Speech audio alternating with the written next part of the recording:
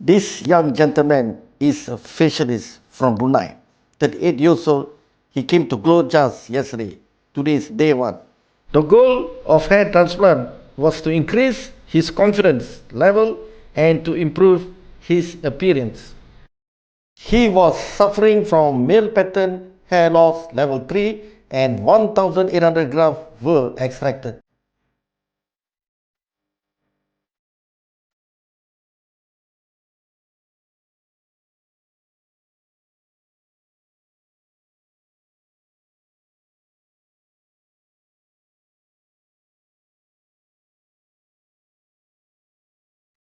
Design.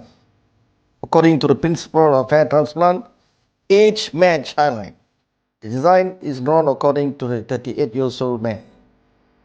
Today's day one, there's no bleeding,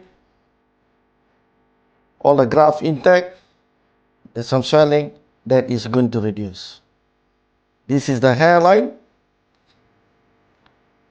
and this is called the irregularity. Thank you, Prof. Dato JasG. And for the stocks, they are very accommodating and I feel at home. Thank you, GLOJAS.